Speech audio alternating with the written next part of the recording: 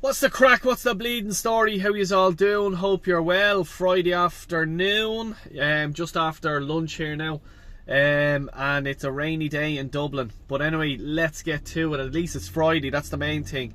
Arteta had his press conference today, and I'm going to read out a few points that I sort of spotted. But please, before we get started, please like the video, please subscribe if you're new, and please share if you want. Up to you.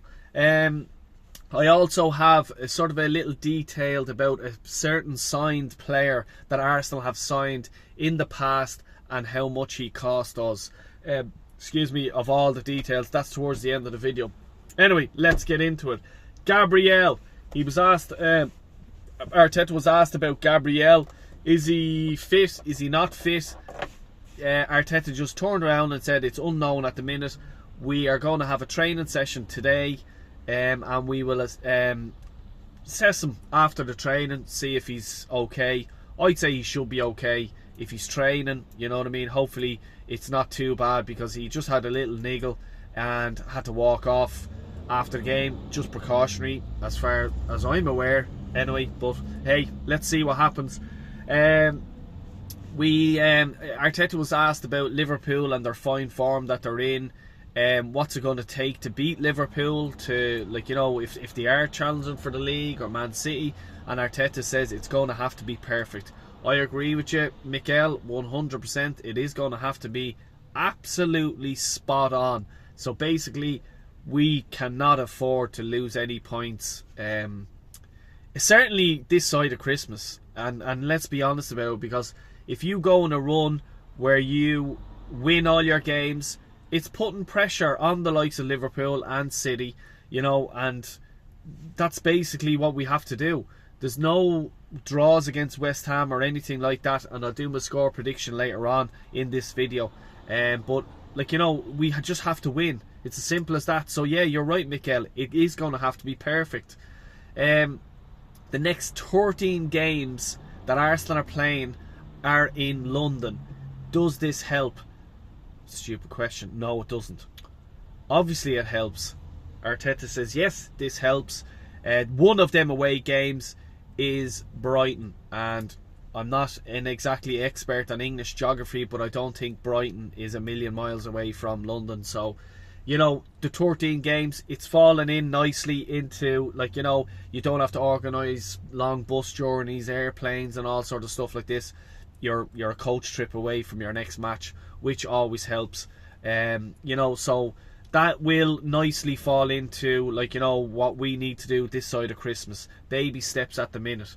And I know people are saying, Del, the league is finished. I know, but I still want to be positive. I still support my team, and I still want them to win the league this year. I want them to win the Champions League, you know what I mean. But let's see what happens in the next few games. He was asked after the last few games, the few results, what's confidence like in the dressing room, and he says confidence is high. After the few results we've got, everyone is buzzing and enjoying their football. That can only help, you know, and I suppose hence the result, the Champions League result, and also Nottingham Forest result. Few goals, was it 8 goals in 2 games? Not bad, and the confidence is high. He was also asked about Odegaard. He says Odegaard has hit the ground running since he's come back from his injury against Chelsea. He's played brilliant against Chelsea, Nottingham Forest, and the Champions League against Sporting as well. He done really well. Like, absolutely, he would have got about 7.5, 8 out of 10 in all those games, roughly, give or take. So yeah, rightly so. He was missed. I don't want to be relying on him so much. What if he gets injured again? Does that mean, oh, it's okay, we lose because we don't have Arteta? You know, or Arteta, we don't have Odegaard. You know, I don't want the team to be like that. You know what I mean? I want it, if a player gets injured, there's another player can come in there, slot in nicely, and just continue on business as usual. Saliba is on 100 caps this weekend, deservedly so. I want him to have another 300 caps for Arsenal, appearances for Arsenal, because the fella is at the minute a Rolls Royce player, And as I said, if he continues having the season that he's having, he is going to be a world superstar player. I love the way he carries himself. I love the way there's no nonsense, there's shithousery, and he's not afraid to throw his weight around. And congratulations to him, by the way, on his 100th Arsenal cap. Arteta was also asked about Sterling, the way he was going to send them on against the Sporting game and had to make the Gabriel substitution, and Kivior came on, and he says, what did Raheem do or say? And he just says he just smiled. Raheem is an experienced footballer. He knows that these things happen in football. Unfortunately, he had to take Gabriel off and he had to put on a defender, and that's basically it. Sterling, for me, he says, Arteta actually said as well, he wants to give him more game time. For me, I can't see where he's going to start him ahead of anyone, but I can see him coming on. That's fair enough, like, you know, coming off the bench and maybe having a few appearances that way. And Raheem Sterling is that type of player. He needs a few, like, you know, games starting or coming off the bench to play, to get his form back on, and maybe you might see the best of Raheem Sterling. Has it been a good loan move or a bad loan move? I'm going to wait till after the Christmas to decide that. Some of you guys might already have your decisions made. I just think he hasn't been given a good run of games, really. You know, he's come on the last 8 minutes of games and stuff like that. It's hard to change a game with about 8-10 minutes. Let's see what let's say in January even comes up with the FA Cup and stuff like that, Carabao Cup, and start him in them games. You know what I mean? Arteta's here saying, oh, it's my fault, I haven't been starting him. Yeah, we know that. So if you want him to bounce, start him. Simple as. This story will not go away. It's Adam Wharton, the young fella of Crystal Palace. I said it in my video yesterday. Arsenal have been linked with him. He is a defensive midfielder. He's an England international. He's only 20 years of age. I haven't seen that much of him. He's an England international. You know, that's fair enough. You know what I mean? He must be alright. He must be doing okay if he is getting picked for the England team. I will do a research on him, like, you know, a bit more. Would he sit in there with Rice and Odegaard? Maybe Partey, Rice and himself. You know, I thought it was going to be a replacement for Thomas Partey, to be honest with you.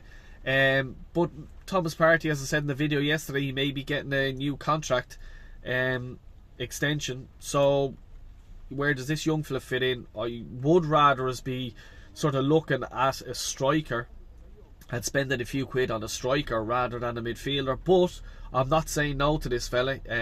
One for the future, definitely. And, like, you know, you can ease him in that way. Maybe buy him, loan him back to Palace, you know, let him finish out the season. Let's see what happens there. Also, so when I was saying earlier on about my little my stats that I've done up, I want to talk about this player who has signed for Arsenal. He's gone. For me, good riddance. But it's David Luiz, formerly of Chelsea. Arsenal signed him for €8 million on a 2-year contract. His agent fees were €6 million, or £6 million, sorry. He was on wages of 10 million per year. That worked out at 192 grand per week. Was he worth it? Let's continue. His total cost for Arsenal, including wages and all that sort of stuff, was 34 million. That's what Arsenal had to fork out for this guy. He had 73 appearances. He had 4 goals and he had 1 assist. Now I know, look, defender, you're not going to get many goals, blah de blah. You know, but wow. Okay, let's continue anyway. That works out at 465 grand per appearance. Yes, 465 grand per appearance. It's 8.5 million per goal. Yes. You are hearing this. 34 million per assist. You know, this this is where it's, and I hope it changes for Arsenal. Buying ex-Chelsea players, putting them on high wages, paying agents mental money fees, and paying the player itself ridiculous amount of money. We're Arsenal. You know what I mean? You're not going to a lower end league team. You know what I mean? You're like, if you're going to the likes of him and his agent that wants 6 million, mate, you're coming to Arsenal. You're getting your client at Arsenal. You know what I mean? Do one. You know, but wow, I just thought that was just absolutely ridiculous, the amount of money that we've paid. And you can only imagine what the likes of Ozil as well, how much we paid for him. You know, and the rest of the rest of the Chelsea players, Jorginho and William and everything like that, scares me. Anyway, have a great weekend. Before I go, I'll do my score prediction for the West Ham game.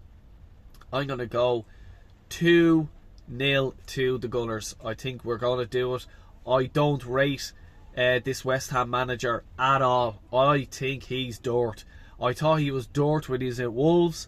I thought he's dirt when he's at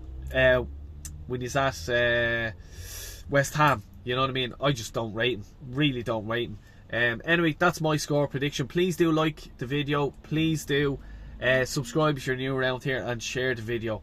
Until the next time, take care and God bless you all.